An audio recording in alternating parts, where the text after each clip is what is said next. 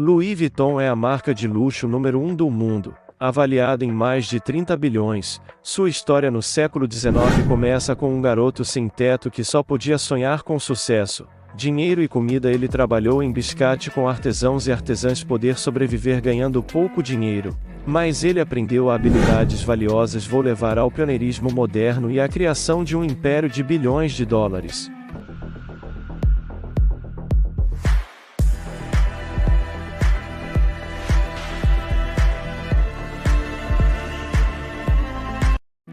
Século XIX. Louis Vuitton nasceu e foi criado em Ancha, na França, filho de um fazendeiro e fabricante de chapéu.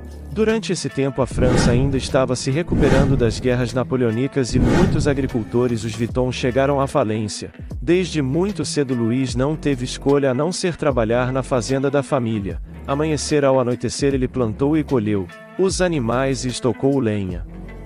O Louis completou 10 anos. A sua vida ficou ainda mais difícil. Sua mãe faleceu, e logo depois, seu pai se casou novamente. A madrasta de Louis era tão perversa quanto os vilões dos contos de fadas. Ela tornou a vida de Louis miserável e, eventualmente, ele teve o suficiente.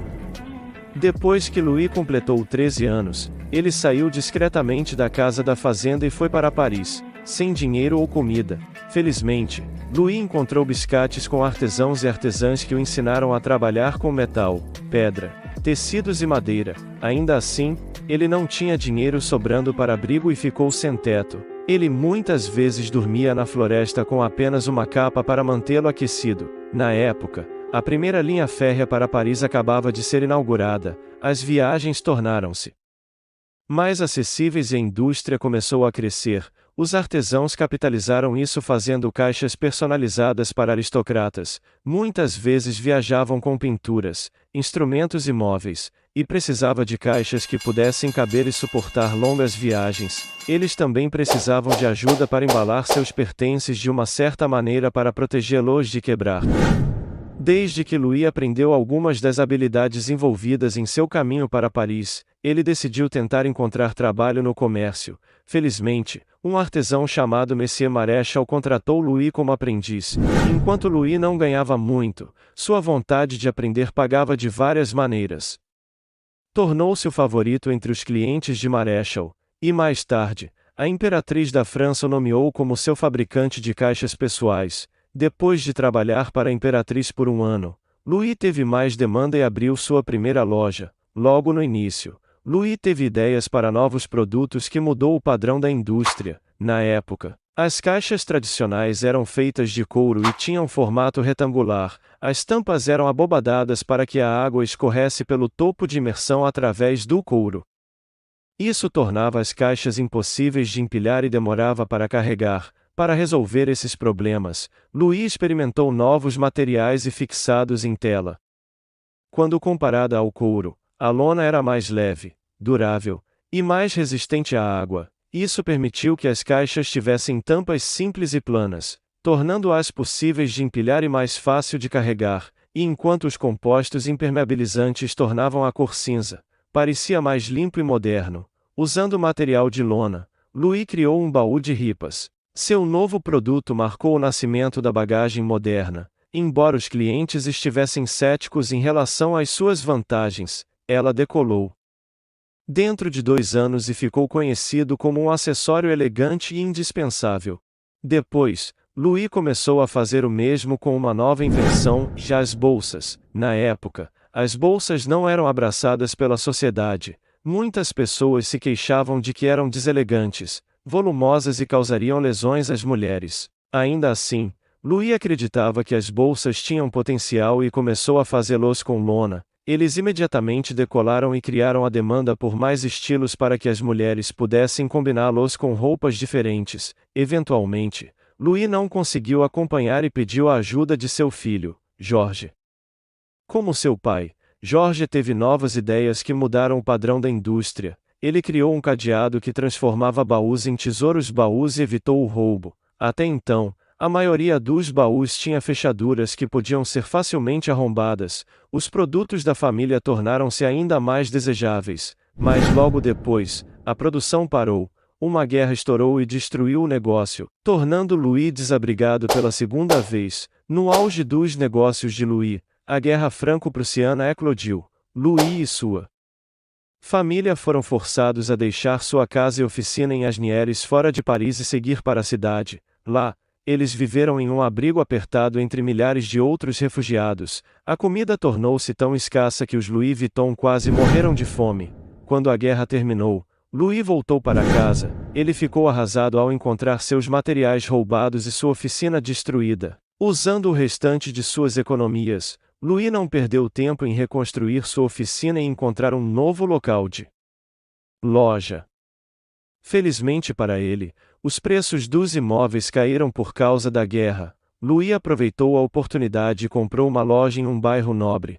Poucos meses após a reabertura, os negócios estavam prosperando novamente e os pedidos veio de todo o mundo. Louis agora sentiu a necessidade de experimentar ideias novas e mais ousadas. Na época, a tecnologia era avançada o suficiente para imprimir padrões personalizados em tecido. E como a lona é um tecido, Louis conseguiu criar uma linha de baús coberto por um padrão listrado. O novo design decolou imediatamente. Isso deu às pessoas uma maneira de se destacar e mostrar como estão atualizadas. Também tornou mais difícil para os falsificadores copiarem o trabalho de Louis. Depois, Louis recebeu tantos pedidos internacionais que abriu uma loja em Londres. A expansão levou à diversificação de sua clientela, que incluía mais realeza e exploradores. A partir de então, Louis ficou conhecido como o único designer cujos produtos podiam ser encontrados tanto nas casas da elite quanto nas florestas tropicais exóticas. Eventualmente, Louis decidiu lançar seu primeiro catálogo para facilitar o pedido. Foi um movimento prático que estava destinado a levar o negócio a novos patamares, mas no mesmo ano, uma tragédia inesperada pisoteou os esforços de Louis. Louis faleceu repentinamente em sua casa aos 72 anos. A causa de sua morte permanece desconhecida. Agora cabia a George assumir os planos inacabados de seu pai. George não perdeu tempo em expandir o negócio e viajou para os Estados Unidos para participar da Feira Mundial. A experiência o fez perceber que precisava de uma rede internacional de vendas, e felizmente para ele, ele conheceu alguém na feira que poderia ajudar, e John Vanamaker. John foi pioneiro no conceito de loja de departamentos e inventou a etiqueta de preço. Depois de conhecer George, ele começou a vender Louis Vuitton em sua loja de departamentos em Nova York. Tornou-se o primeiro nos Estados Unidos a levar a marca. Foi então que George criou um monograma em memória de seu pai, e um floral padrão com um L e V interligados. Os clientes ficaram chocados ao ver o monograma nos produtos. Eles estavam acostumados a apenas embelezar seus próprios nomes ou iniciais em bolsas, mas, eventualmente, os tempos mudaram e o novo design decolou. A partir de então, George e seu filho, Gaston, continuaram a seguir Louis em passos e criou novos designs. Entre as criações de destaque estão uma bolsa para uso diário, a Keepal, uma bolsa para levar vinho e champanhe, a Noé, e um redesenho de uma Coco Chanel Comissão, o Alma. Até então, George havia excursionado por todos os Estados Unidos e construiu uma rede de distribuição. Como seu pai, ele estava destinado a levar o negócio a novos patamares, mas, infelizmente, a história se repetiu. Ele faleceu, deixando Gaston para completar os planos inacabados de Louis sozinho. Gaston teve um começo azarado. A Segunda Guerra Mundial eclodiu e os contratos foram cancelados. Gaston não teve escolha a não ser fechar a fábrica e as lojas da Louis Vuitton. Em Louis Vuitton, a Frente Saga, o autor afirma que Gaston se tornou tão desesperado para sobreviver que ele colaborou com o partido no poder para a Alemanha. Gaston supostamente deu luz verde para produzir bustos e abriu uma loja em Vichy. O autor também afirma que enquanto lojas como Van Cleef e Arpels foram fechadas, Louis Vuitton foi o único autorizado a permanecer aberto. Um porta-voz da Louis Vuitton comentou mais tarde que esta é a história antiga. Somos diversos, tolerantes e tudo o que uma empresa moderna deve ser. Depois que a guerra terminou, Gaston encarregou seus filhos, Henri, Jacques e Claude, com a reconstrução da empresa. Com a orientação do pai, os filhos garantiram novos modelos de bagagem que eram feitas a cada ano, mas após a morte de Gaston, os negócios estagnaram, as malas rígidas tornaram-se menos populares. Henry, Jacques e Claude estavam divididos sobre como administrar a empresa. Então eles pediram ao marido de sua irmã, Henri Racamier, para assumir. Até então, Henri havia fundado e vendido uma empresa de comércio de aço com um grande lucro. Ele tinha uma visão de negócios aguçada e orientou a LV do atacado para o varejo e entrou no mercado asiático. Em 6 anos, as vendas de LV subiram de 20 milhões de dólares para mais de 260 milhões de dólares. Foi nessa época que Henry tornou a Louis Vuitton pública. As ações da empresa esgotaram depois que mais de 1 milhão de ações foram vendidas. 2 meses depois, o preço das ações da Louis Vuitton começou a flutuar. Analistas alertaram que as vendas podem cair, já que os produtos falsificados estão em alta. Ainda assim, Henry avançou com a abertura de lojas em todo o mundo. Em apenas alguns anos, ele provou que os analistas estavam errados. A Louis Vuitton atingiu quase 1 bilhão de dólares em vendas e se fundiu com a Moet Hennessy, uma produtora de champanhe e conhaque, para formar um conglomerado de artigos de luxo, LVMH.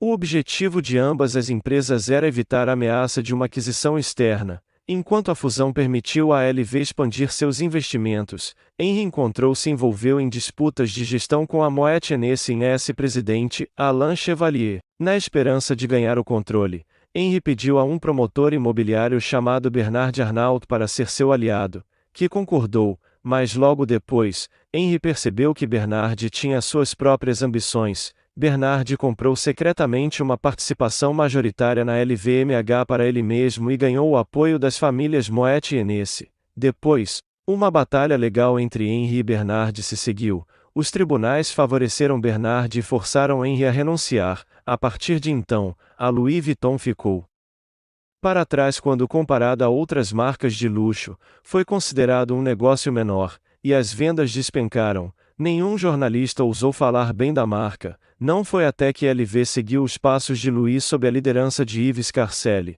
e surgiu com uma ideia nova e ousada de que as coisas mudaram. A empresa convidou designers como Vivienne Westwood, Isaac Mizrahi e Manolo Blahnik para criar bolsas usando seu monograma para seu 100º aniversário. Na época, essas colaborações eram praticamente desconhecidas, e as bolsas não eram uma coisa no mundo do luxo. Ainda assim, a colaboração foi bem recebida e colocou tanto Louis Vuitton e bolsas de volta no mapa. Um ano depois, LV contratou um designer chamado Marc Jacobs para ser seu diretor criativo. Marc revitalizou a marca ao lançar seu primeiro prêt-à-porter linha, projetando sua popular coleção verniz e colaborando com artistas de alto nível, começando com Stephen Sprouse e Takashi Murakami. Desde então, a LV expandiu-se para relógios, joias e óculos de sol, e continua lançando bolsas icônicas. A empresa também continua a fazer tudo internamente. Os artesãos devem treinar por 2 anos, e algumas peças requerem 300 estágios para montar. Hoje, a LV é a marca de luxo número 1 do mundo, e sua avaliação superou US 30 bilhões de dólares. Esta é a história de como um adolescente sem-teto foi pioneiro da bagagem e lançou as bases para um império de bilhões de dólares. Para mais histórias inspiradoras e conselhos dos líderes mais bem-sucedidos de hoje, não se esqueça de deixar seu like, se inscrever em nosso canal e ativar o sininho.